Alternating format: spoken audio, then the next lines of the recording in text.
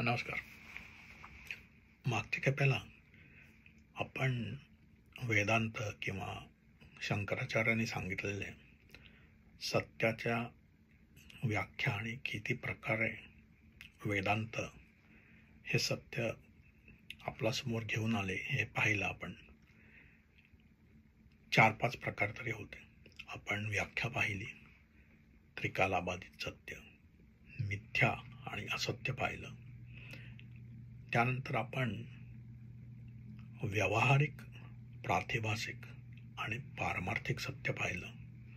आणि मग आपण व्यष्टी आणि समष्टी, व्यष्टी म्हणजे इंडिव्हिज्युअल लेवल, समष्टी म्हणजे ॲग्रिगेट कॉस्मिक लेवल, ह्या निरनिराळ्या संदर्भामध्ये सत्य हे कसं वेगवेगळ्या प्रकारे उपस्थित होतं आणि मिथ्या म्हणून कधी आणि त्याच्या मागचं सत्य काय ह्याचा आपण थोडक्यात आढावा घेतला आपण. आणि आता आपण कॉस्मॉलॉजीचे जी मूलभूत तत्व आहेत, काही मॉडर्न कॉस्मॉलॉजीचे, ते आपण थोडक्यात पाहणार आहोत. आणि हे सत्र असं चालू राहणार आहे कारण बरेच मुद्दे आहेत त्याच्यामध्ये. तर आपल्याला साधारण 300 वर्षापूर्वी 1666 साली वगैरे न्यूटनने गुरुत्वाकर्षणाचा शोध लावला आणि त्याने खूप गोष्टींचा उलगडा झाला. परंतु 200-250 वर्ष होऊन गेल्यानंतर त्याचा जो गुरुत्वाकर्षण म्हणजे नक्की काय आहे हे काही कुणाला आजतागायत समजलेलं नव्हतं. आणि दुसरं म्हणजे काही ठिकाणी त्याची जी समीकरणं होती ही नीट उत्तरं देत नव्हती.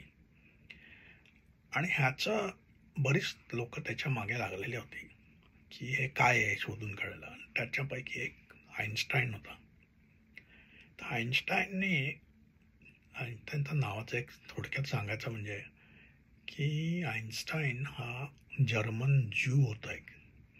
त्यामुळे तुम्ही जर अमेरिकन किंवा आपल्या इंडियन लोकांना उच्चारताना पाहिलं तर आईन्स्टाईन म्हणतो आपण, परंतु युरोपियन लोक जे असतील, जर्मन लोक जे असतील, ती त्याला आईन्स्टाईन म्हणतात. श येतो, स नाही त्याच्या नावात. असो, तर आईन्स्टाईनने देखील ह्या शर्यतीत सहभाग घेत होता तो.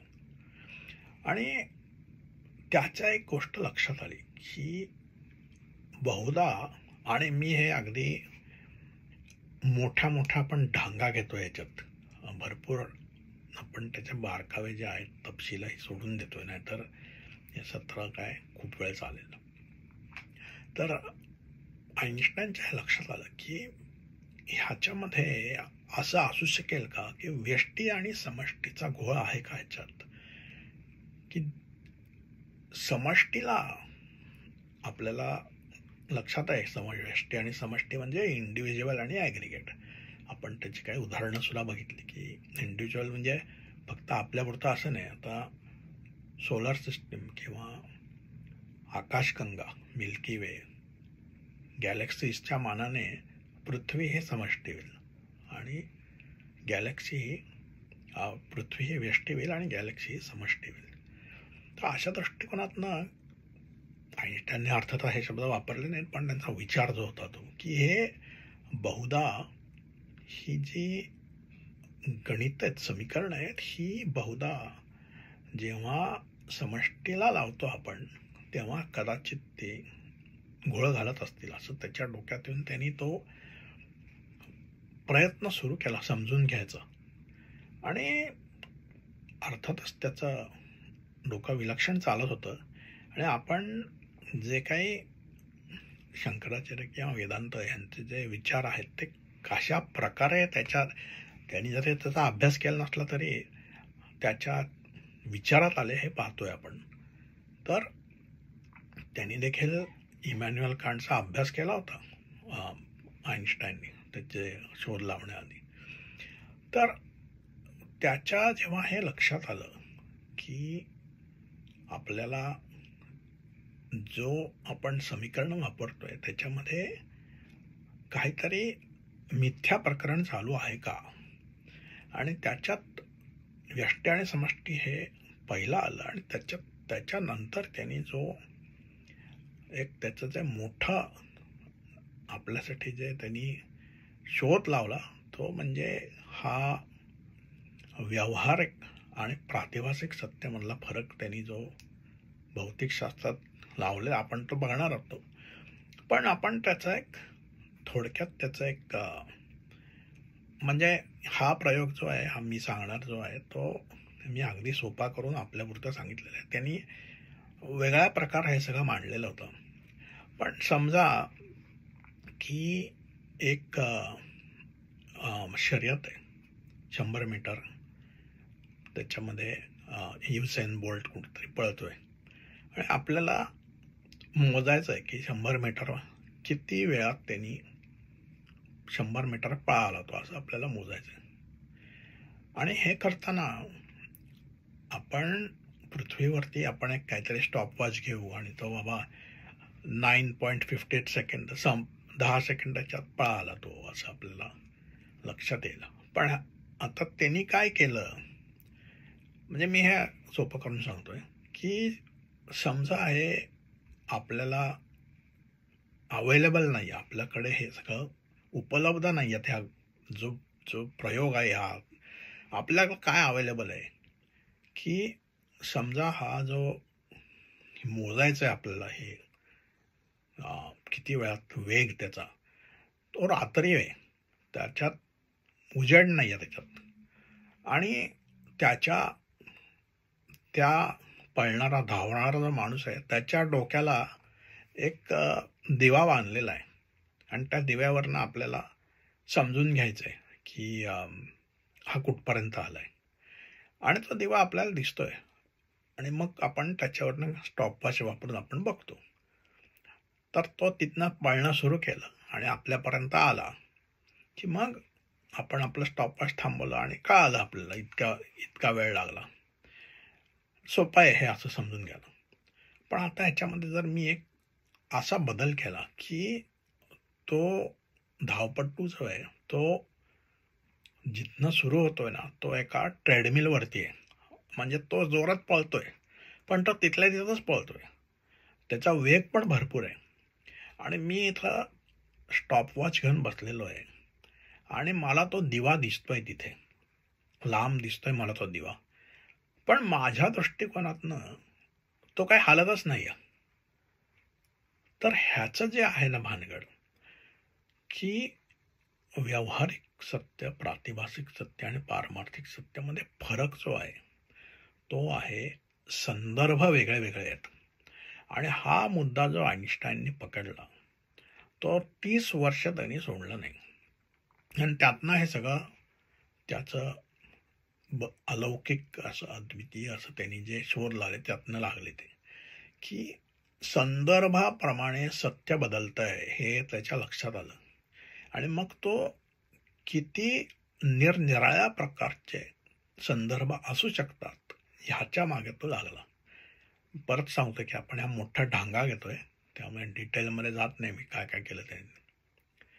आणि त्याच्यात त्याला जेव्हा तो हे करायला लागला तेव्हा त्याच्या असं लक्षात आलं की आपल्याला काहीतरी त्रिकाला बाधित सत्य लागणार आहे, त्याशिवाय आपल्याला याचा उलगडा होऊ शकणार नाही. म्हणजे काय की आपण मागच्या सत्रात पाहिलं की त्रिकाला बाधित सत्य म्हणजे एक मूलभूत तत्व जे आहे वेदांताचं, की ऑर्डर ऑफ रियालिटी, की आपण न बदलणारा जी गोष्ट आहे दुसऱ्या गोष्टीच्या मानाने ती जास्त सत्य. तर असं आईन्स्टाईनला लक्षात आलं की समजा आपण हे 100 मीटर शर्यतीचं आपण मोजायचं आहे, आपल्याला किती वेळ लागला, युसेन बोल्ट पळतोय आणि आपण देखील त्याच शर्यतीत आहोत, तर मग किती अवघड होईल ते, की आपण पळता पळता त्याचा हे स्पीड मोजायचा, हे इतकं ते किचकट होऊन बसेल. पण विचार केला जर तर बहुतेक वेळेला आपण समष्टीमध्ये हा एवढा येणार नाही मुद्दा, पण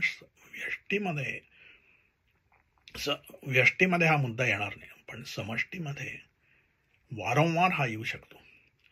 आणि त्यामुळं त्याला हे त्रिकालाबाधित सत्य म्हणजे त्या मानाने जे बदलत नाही अशी गोष्ट जर मिळाली तर मग मला ह्याचा काहीतरी पुढे आपल्याला शोध लावता येईल असं त्याच्यात तो मागे लागला. आणि त्याचं सुदैव असं की त्याला सोन्याच्या ताटात वाढून ही गोष्ट त्याच्या समोर आली.